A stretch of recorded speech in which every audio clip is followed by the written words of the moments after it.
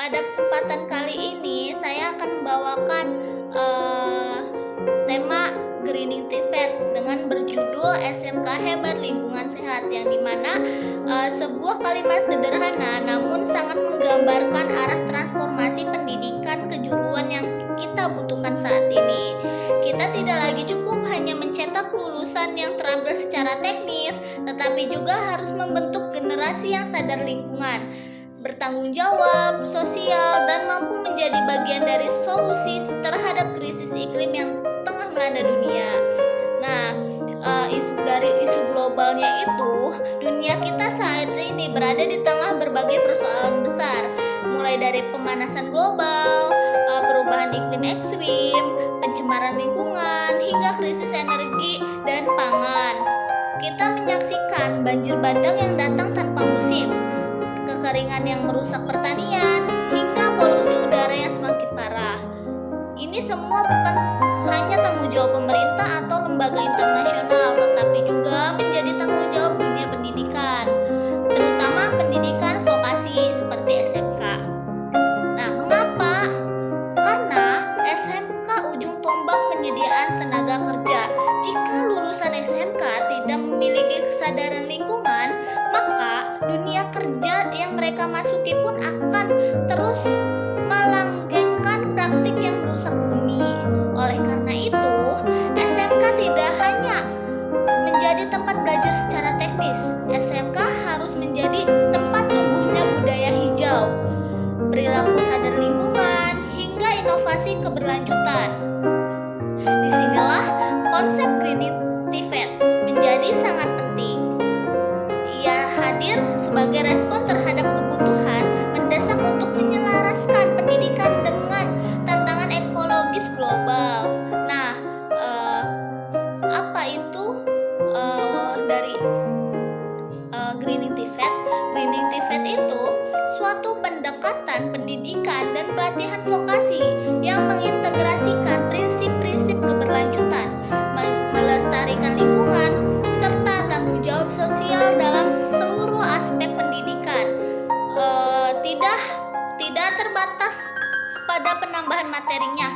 Nah, tentang lingkungan dalam pelajaran, tapi mencakup keseluruhan sistem pendidikan vokasi, mulai dari desain kurikulum, cara mengajar, terus penataan ruang sekolah, pengelolaan energi dan air, hingga hubungan sekolah dengan dunia industri.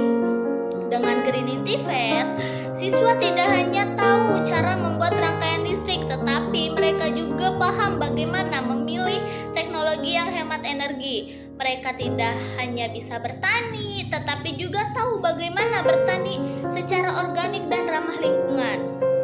Ini adalah pendidikan yang tidak hanya berorientasi kerja, tetapi juga membangun kesadaran untuk hidup secara bertanggung jawab terhadap bumi. Nah, untuk manfaat dan tujuan dari Greening TVET ini sendiri, yang pertama itu untuk membentuk peserta didik yang memiliki kompetensi teknis sekaligus berwawasan lingkungan.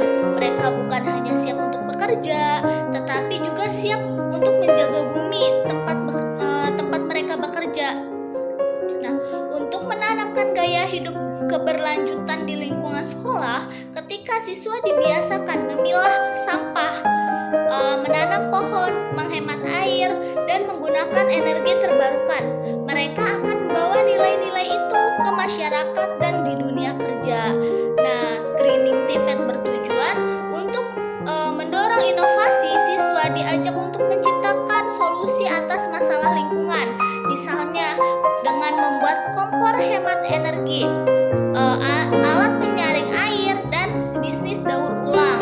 Dan yang tidak kalah penting, Greening TVET membuka peluang ekonomi baru. Dunia sedang bergerak ke arah ekonomi hijau, industri hijau, energi terbarukan, mengolah limbah, semua itu dibutuhkan tenaga kerja yang paham lingkungan. Dan lulusan SMK yang telah dilatih dalam kerangka TVET hijau akan sangat dicari. Nah, untuk strategi dan implementasinya sendiri itu bagaimana sih? Nah, yang pertama tuh tentu dimulai mulai dari kurikulumnya. Semua jurusan harus mengintegrasikan topik-topik keberlanjutan. Di teknik mesin bisa dimasukkan materi tentang emisi kendaraan, dan di tata busana pun siswa bisa diajak merancang pakaian dari bahan daur ulang. Nah, guru perlu dilatih untuk menguasai pendekatan atau ESD. Mereka harus mampu menyampaikan materi dengan pendekatan kolaboratif, kritis, dan berbasis masalah nyata. Nah, lingkungan sekolah harus berubah. Lampu diganti dengan LED, sekolah memasang panel surya bila memungkinkan, ada taman sekolah, dan tempat pengolahan kompos dari sisa kantin.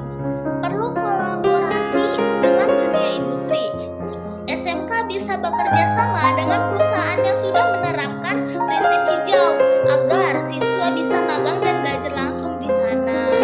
Dan perlu evaluasi juga, sekolah bisa menyusun indikator hijau, berapa liter air yang dihemat, berapa kilogram sampah yang didaur ulang, berapa banyak proyek inovasi hijau yang dibuat siswa.